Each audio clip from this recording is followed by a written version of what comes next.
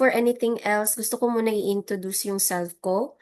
By the way, again, I am Chevy Ismores and I graduated from the University of Mindanao here in Davao City. So I'm taking up Bachelor of Science in Civil Engineering. So I have been working with as an estimator for roughly around a year and 7 months. So basically, I do have an experience with this one. So before I became an estimator, I am also working with I am also working as an AutoCAD drafter and do a little bit of structural analysis. Yung estimator ko, ito yung second job ko. And now, I am still currently working in a private company, pero from a different company na. So, I'm working with an Australian client, by the way. So, if you are interested in construction or starting your journey as a construction virtual assistant, this will help you. This tutorial class will help you to understand more of it. So, when it comes to construction virtual assistant, you need to have an idea talaga with it comes to estimating. So you need usually they ask if you have an experience when it comes to Bluebeam or Plan Swift or even CostX. There's a lot of Facebook groups that you can check out if you wanted to learn more about this type of software. So again, welcome to this tutorial class. Disclaimer lang, I am not totally an expert, but I will simply be teaching you the basics of using the Plan Swift. Okay, let's start. So before anything else, I was planning actually, if you watched my YouTube channel, I was actually planning na part 2 na lang yung ituturo ko. Hindi ko na ituturo yung part 1. But then I realized na baka may pupunta or may papasok sa meeting na to na hindi pa na-watch yung part 1. So I will be teaching sa first na idea, like sa first part ng um, YouTube tutorial ko. So bear with me. Okay. So, first of all, ano nga ba yung Plan Swift? So, Plan Swift is used as an estimating tool for basically floor areas, for linear meters, for bricks, for slab, everything involved in estimating. Again, ituturo ko pa rin yung mga naturo ko sa part 1. If may question kayo, just leave a message in the chat box kasi nagbabasa ako ng chat box.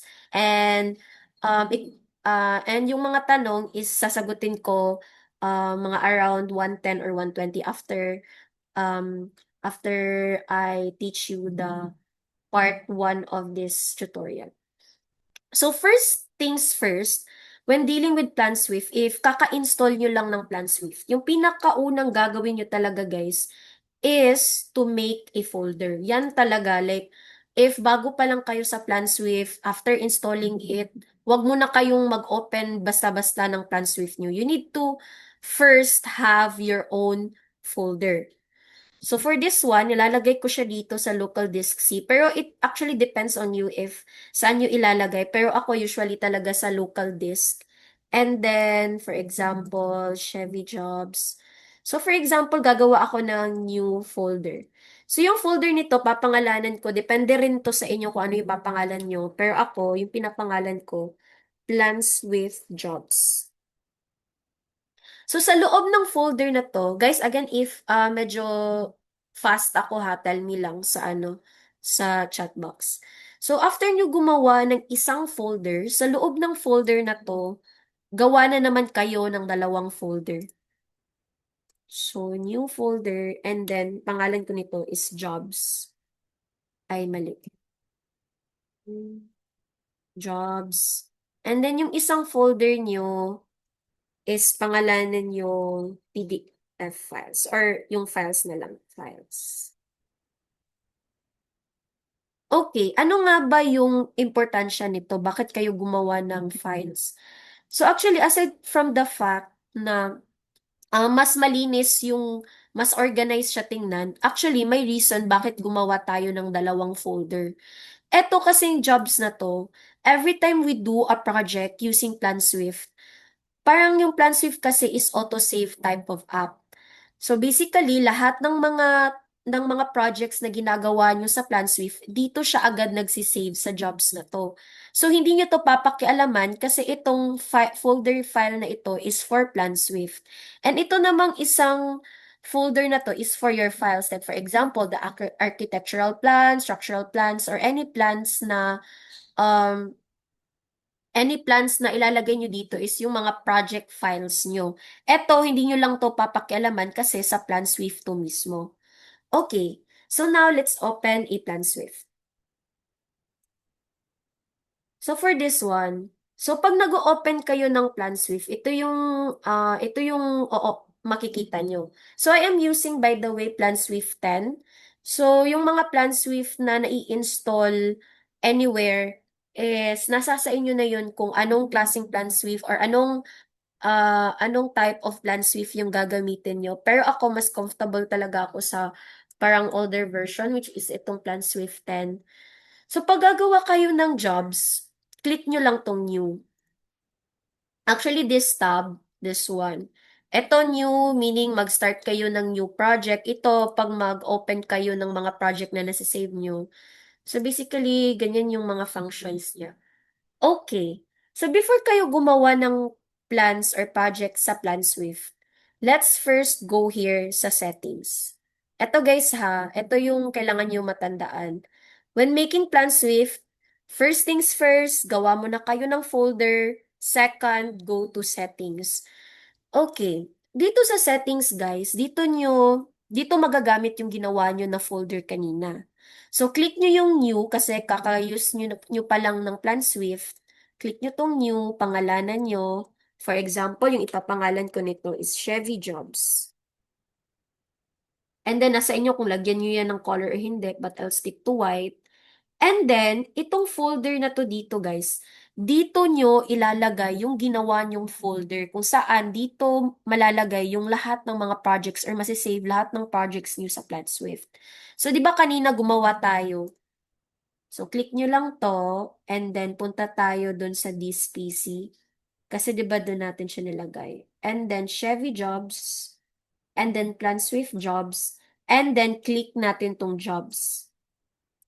So, meaning, sa file na to, sa folder file na to, dito, malalagay lahat ng mga jobs na nasisave or lahat ng projects na ginagawa natin sa PlanSwift. Again, kapag new pa lang kayo sa PlanSwift, ito yung dapat gawin nyo. Pero if hindi na kayo new sa PlanSwift, for example, may nagawa na kayong mga project ganun, so hindi nyo na kailangan palaging pumunta dito sa settings, okay? So ito, for first time lang to, for the new users of PlanSwift. So click natin tong finish. Ayun. So, meron na tayong Chevy Jobs dito. Punta na tayo dito sa home. Okay. So, first things first, paano ba gumawa ng new job? So, click nyo lang tong new, eto. And then, lagay kayo ng job here. Etong new job na to, nakikita ba to sa screen? Etong new job na to, guys, kailangan nyo ma-fill in yung details na to kasi ito yung masisave doon sa folder file natin. Basically, ito yung magiging magiging parang informations natin sa ating project. So, ngayon, gagawa muna ako lalagay ko muna yung folder file na gagamitin natin. And then, files. Kuha tayo yung folder. Task 1. Okay. So sa paggawa ng new job, nasa sa inyo na to guys ha, if ano yung ilalagay nyo dito. Pero yung ilalagay ko dito na name, since trial 1 pa lang naman to, papangalanan ko tong trial 1. Tapos yung description, usually, for international clients, yung nilalagay nila dito sa description is usually yung mga project address. So itong project address na ginawa ko, check natin dito. So guys, bear with me. Wala talaga, ayokong gamitin yung mga plans na binibigay ng client because meron tayong tinatawag na parang confidential agreement. So yung gagamitin ko na file is yung older files namin ng kagrupo ko way back when I was in college. So bear with me na parang hindi talaga siya masyadong perfect, hindi maganda. So okay lang yan. Okay, so tingnan natin yung address niya. So, yung address niya is sa Panabo City. So, lagay lang natin dito sa description. So, ito pa din yun. Usually, dapat kompleto to eh. Pero since trial lang naman to, lalagay ko na lang Panabo City. And then, dito nalalabas yung ginawa natin kanina sa settings and folders. So, let's click this Chevy Jobs, yung ginawa natin kanina sa settings. Kasi, if hindi nyo yung ginawa sa settings kanina, hindi yun lalabas dito. Meaning, dito yung job location natin, meaning lahat ng mga bagay na ginagawa natin sa PlatSwift, dito na save. So, for the measurement type, since usual talaga is metric yung ginagamit, kaya we'll use metric. Ayun. Then, click next. So, pagdating dito, since i-open natin yung file na i-estimate natin, and then nakalagay siya, di ba, sa file folder. So, doon natin siya hanapin. File, Little Disk C, Chevy Jobs, Swift Jobs, and then Files. Yun. Check lang natin. Next. And then dito naman guys, dito sa convert settings, usually yung ginagamit kong DPI for TIF files is 200. Pero you can use naman ibang numbers. Pero ako talaga 200 talaga. And then always true color. Pero eto guys, suggestion ko lang to guys ah. If for example, kasi may mga plans na binibigay yung mga international client na parang sobrang daming colors. And then, mahihirapan kayo na i-estimate kasi sobrang dami ng colors. Pwede nyo i-change to grayscale, black and white. Depende sa inyo. Pero ako, true colors talaga yung ginagamit ko if wala namang masyadong kulay-kulay sa mga binibigay na files. So, ito true color lang akin. Okay. So, again, ito, ano nyo lang to ha, parang i-explore. Pero ito para sa akin, true color talaga yung ginagamit ko. So itong lahat, wag nyo na itong pakialaman, stay as it is, and then click next. And then finish. So dito guys, maglo-loading na yung mga files dito. Maglo-loading na yung mga files dito, and then voila. Ayun. So eto na yung e-estimate natin guys. Ayan. Okay. Okay. Sige. So, next step, gumawa na kayo ng project, okay? So, ngayon, kailangan natin malaman ano bang use nitong mga tabs na to. Ito, oh. Ito, hindi ko to masyadong na-explain sa YouTube channel ko, 'di ba? Kasi parang mabilisan lang yun. So, ito, ma-detailed ko talaga siya. Okay, first things first, etong mga files na to, pwede nyo tong pangalanan para hindi kayo malito. Kasi usually, yung mga binibigay ng mga clients, sobrang daming PDF guys, umaabot pa yan ng mga around 50 pages. Tapos, iisahin mo pa yan ng check. Kasi minsan, may mga importanteng details silang pinapagawa. So, yung ginagawa ko guys, kasi sobrang OC ko talaga sa lahat ng bagay. Yung ginagawa ko, for example, yung Um, so for example, yung mga ganito, parang, for example, floor plan lang yung pinapahanap. So, yung mga floor plan na nahahanap ko, pinapangalanan ko siya, parang nire-rename ko siya. So, for example, ito, kailangan to, di ba, gagawa tayo ng floor plan area. So, papangalanan ko tong, parang i-click nyo lang to, parang double click, ganito guys ah. Kasi hindi nyo makikita yung mouse ko eh. So, double click nyo lang to. And then, first floor plan. Kasi, minsan kasi talaga guys, yung binibigay ng client, sobrang daming plans. And then, malilito ka na iisa-isahin mo pa, di ba? So, dapat, papangalanan mo na lang, i-rename mo na lang. Ito din, papangalanan natin to. Second floor plan. Or, if nagmamadali ka, pwede mo na lang gawin 2FP. Or ito, FFP lang. FFP.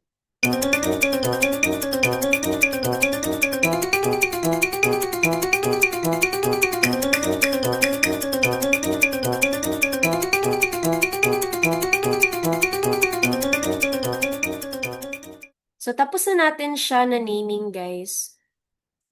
So, ang next function na makikita nyo ito, new folder. So, for example, sa file nyo, may nadagdag na new folder na di nyo gusto na isabay sa mga files na to.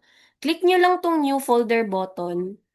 Click nyo lang ganyan para ma-rename siya. So, pwede nyo na yung i-rename. Okay. So, next, ito. Paano gumawa ng new folder? So, click nyo lang tong new folder. And then, enter the name of the folder. Then, for example, merong idadagdag na new elevation. So, pwede nyo lagay new elevation. New elevation. So, ayun. Gagawa na siya ng new elevation na folder. Tapos, pwede nyo siyang i-arrange. So, for example, dito nyo ilalagay. Or gusto nyo dito. Long press lang kayo. Long press. And then, ganyan. Move nyo lang kung saan nyo gusto ilagay. Ganyan. Or, pwede rin, ito guys ha, this is also used for organizing your files.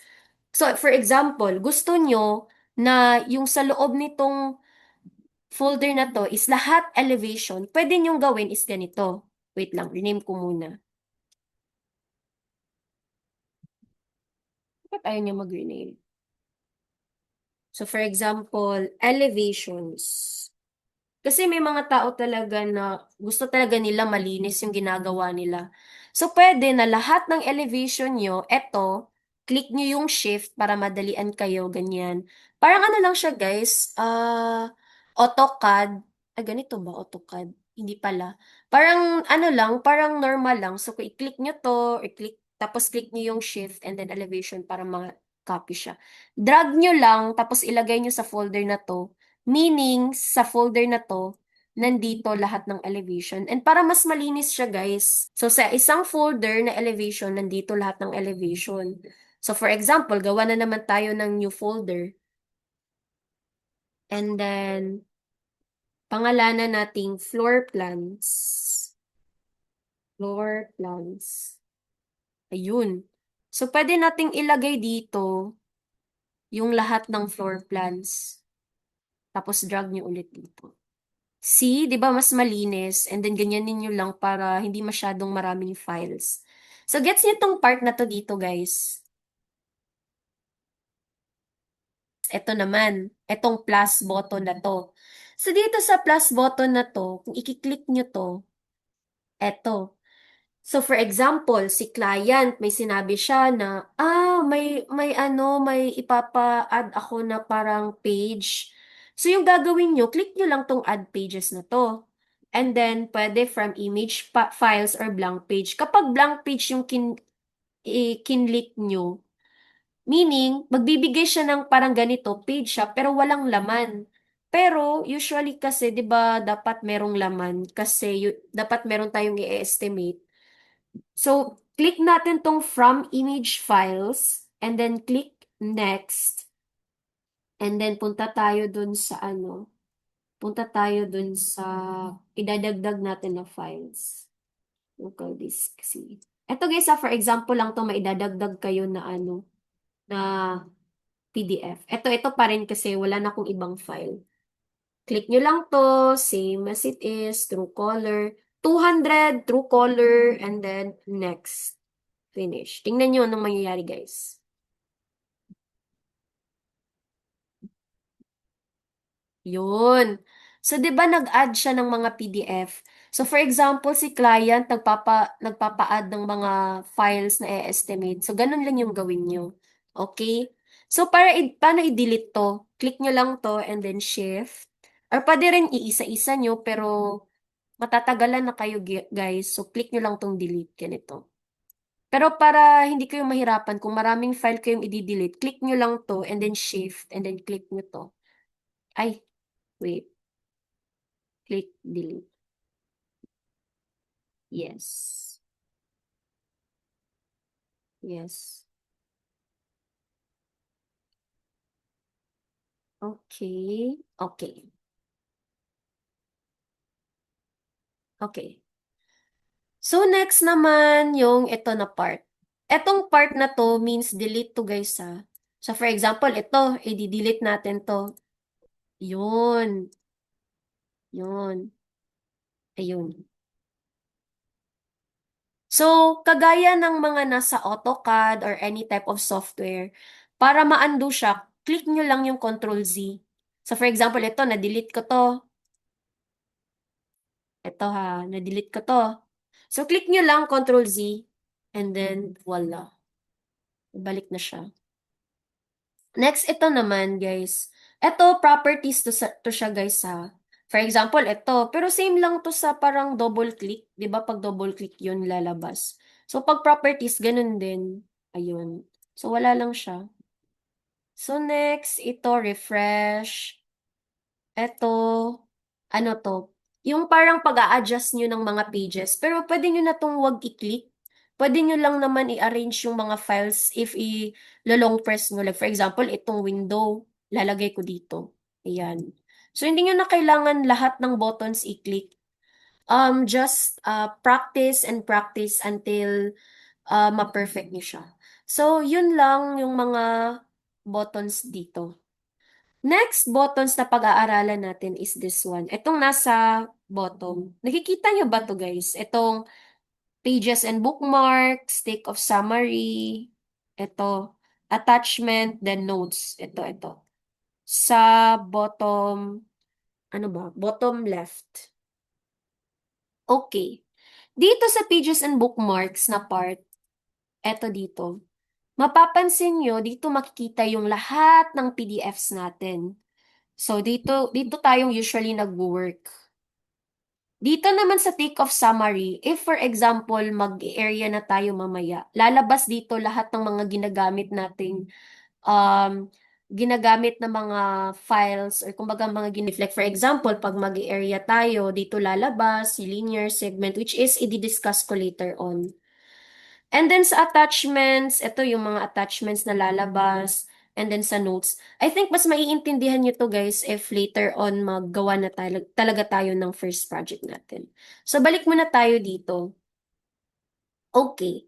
Next step guys, after understanding this one, itong area na to dito, like natapos mo na i-organize yung files mo, natapos mo na ilagay lahat ng files mo. So next step, excuse me. Next step na nagagawin is mag-scale tayo. Hindi kayo makakagamit ng mga any other options here in PlanSwift if hindi siya nakascale. So for example, try natin magkuha ng area. For example, tingnan nyo yung lalabas.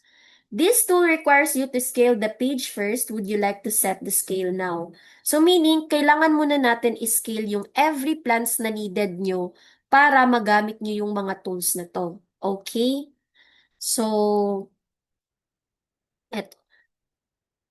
And by the way, guys, hindi kailangan talaga ha na i-scale nyo lahat. Yung i-scale nyo yun lang yung PDF na feel nyo need nyo. Kasi it will take time. Kasi yung mga ibang client, sobrang daming ibigay talaga nila na PDF file. And usually yung ibang PDF file, hindi naman talaga siya gamit or kumbaga hindi nyo siya need for a certain plan. Okay?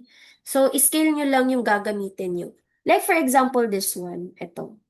Scale natin siya. Ito may binibigay na scale naman sa ibang plans. Kapag nagbibigay yung client ng plans, may scale naman talaga siya. Pero minsan kasi, I don't know why, pero may mga scale silang binibigay sa plans na hindi talaga tugma. And kailangan talaga guys tugma siya para tama yung estimate natin. Okay? So for this one, ang sabi niya, yung scale daw is 1:550.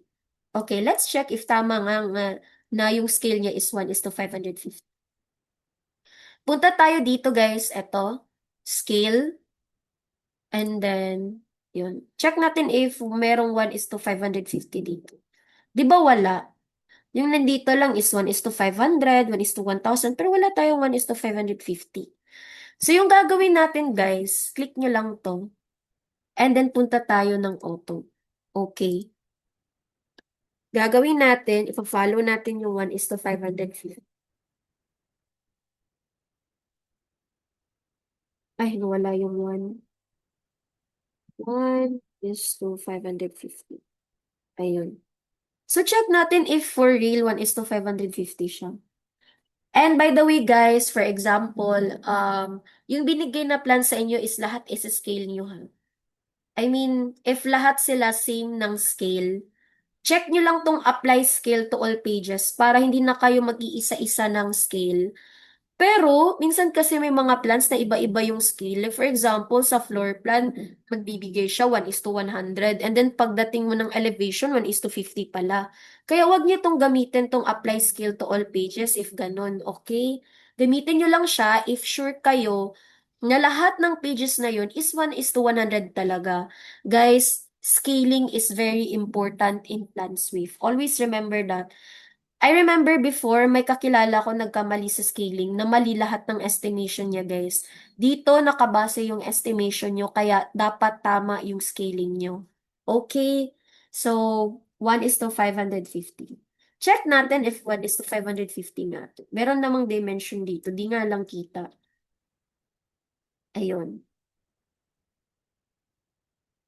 So, 5.5. Eto guys, naka-mm siya guys ha. Pero, ano, ay 5 pala. So, ayun. 5 meters. Ito guys, standard ka talaga is in metric system. And actually, usually talaga ng mga plans, naka-metric system talaga sila. So, mas malinis din siya tingnan compared to Pero usual plans na binigay sa akin dito sa sa project namin before sa school is naka-mm. Pero let's just stick with metric system, okay? So, ayun. Tama naman pala yung scale na 1:550. So, 5 meters. So, check natin sa ibang area. Meters. By the way guys, kasi ito talagang mahirap pag hindi nyo nakikita yung mouse ko. Kasi may mga ginagamit akong hotkeys. So, for example, if gusto ko na yung dimension ko is hindi ko na ganito-ganito. Kasi ito, hindi talaga siya hindi siya exact. Pero, pwede natin gawin guys. Gamitin nyo yung up, down, left, and right na button nyo.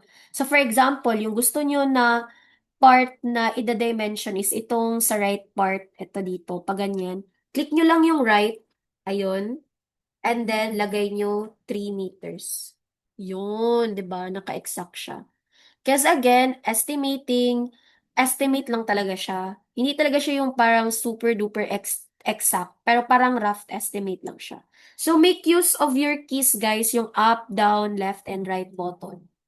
So I think tama naman yung scale natin. Tapos check natin ulit dito sa two floor plan. Same lang naman pala, 1:550. So scale nyo lang to.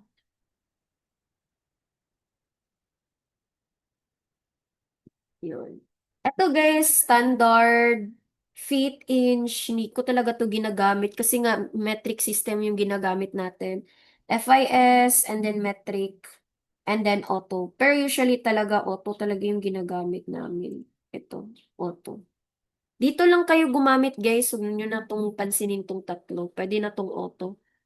Kasi sa sobrang dami pa namang kailangang aralin sa Plan Swift, yun na lang kayo sa parang usual ginagamit. But again, this is a case-to-case basis kasi baka iba yung ipapagawa sa inyo. Again, you can still message me if may question kayo through YouTube channel ko or through my Gmail which is ibibigay ko din after the end of this video. So, ayun. 1:550.